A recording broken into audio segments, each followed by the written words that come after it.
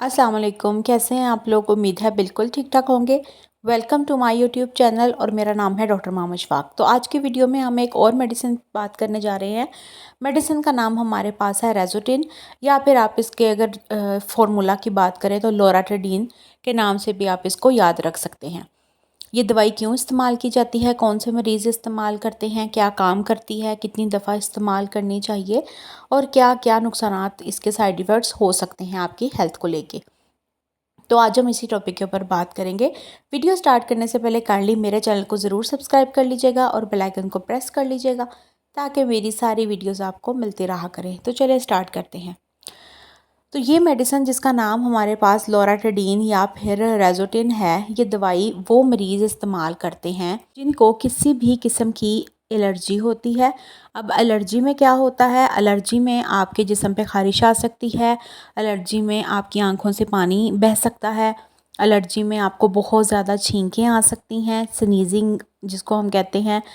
Allergy में आपको बहुत ज़्यादा जो है वो दाने दाने से फ़ील हो सकते हैं, अपनी बॉडी पे इरिटेशन हो सकती है। एलर्जी में आपको आँखों और नाक से पानी बह सकता है, आँखें और नाक, रनी नोज़ जिसको हम कहते हैं, आपकी नाक बह सकती है या फिर आपको बहुत ज़्यादा छींकें आएंगी।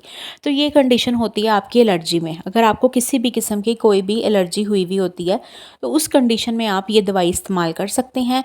इसके अलावा आप हे फीवर में इस्तेमाल कर सकते हैं। हे फीवर क्या चीज़ होती है?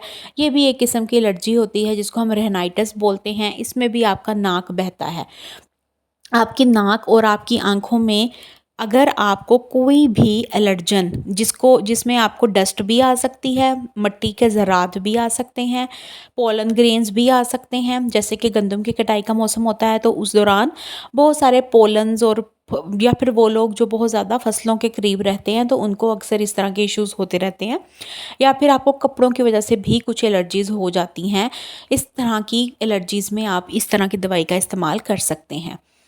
रेनाइटिस में क्या होता है, हे फीवर में ये होता है कि आपकी आंखें और नाक बहुत ज़्यादा डिस्टर्ब हो जाते हैं, पानी बहना शुरू हो जाता है, आंखें लाल हो जाती हैं, आंखों में बहुत इरिटेशन होती है और साथ साथ आपको रनी नोज़ मतलब कि आपका नाक भी बहता रहता है और आपको छींकें भी आना शुरू हो जाती हैं। तो इन सारी कंडीशंस में आप इस तरह की मेडिकेशन ले सकते हैं। रेज़ोटिन के नाम से जो मौजूद हैं, ये बहुत अच्छी एंटी एलर्जिक्स होती हैं। ये आपके एंटी हिस्टामीन्स होती हैं। हिस्टामीन क्लास ही वो होती है जिसमें आपकी एलर्जी को ट्रीट किया जाता है। अब हम देखते हैं कि आपको ये दवाई कब लेनी है, कैसे लेनी है और कितनी दफ़ा लेनी चाहिए आपको।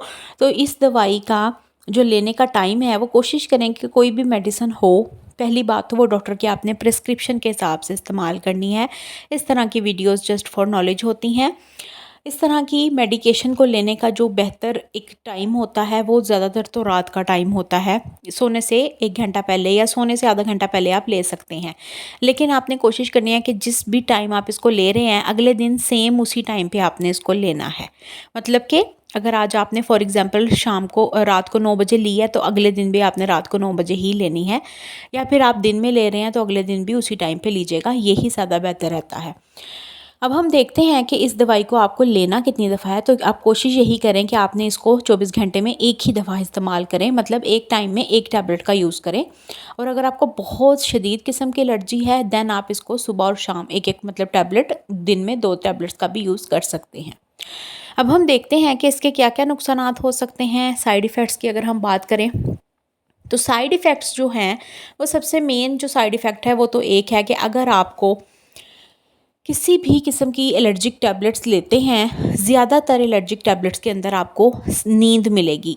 तो आपने कोशिश यही करनी है कि जब भी आप इस तरह की कोई भी मेडिसिन लेते हैं तो आपने आराम करना है। कोई भी हैवी एक्टिविटी नहीं करनी, कोई भी गाड़ी नहीं चलानी और ना ही कोई मशीन का काम करना है। कोशिश आपने यही करनी है क्योंकि इस तरह की मेडिकेशंस में हमेशा आपको नींद मिलेगी। ज़्यादातर मेडिकेशन में 90% या 80% एलर्जी की मेडिसिन्स में आपको नींद मिलती है।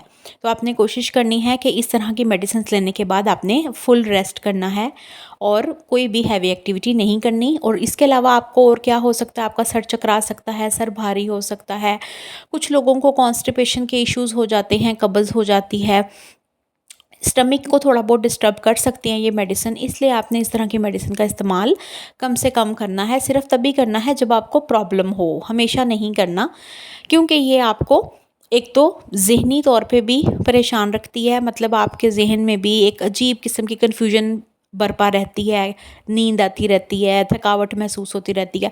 तो इस तरह की दवाई आपने सिर्फ तभी लेनी है जब आपको ज़रूरत हो।